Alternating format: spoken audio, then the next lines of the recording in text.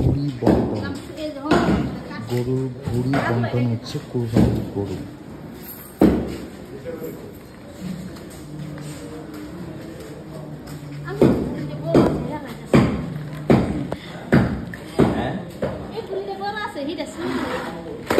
আচ্ছা তুমি চারটা ভাগ করে একটা ভাগ করে তিনটে ভাগ করে রাখ।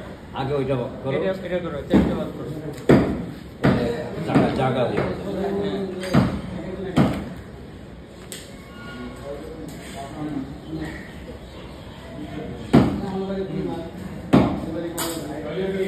ছুরিটা আছে না, ছুরিটা কাটবে, চারটে ভাগ করো।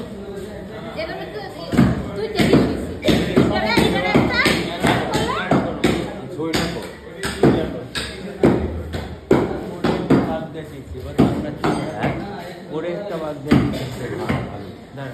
আর পরে আমরা একটা ভাগ করে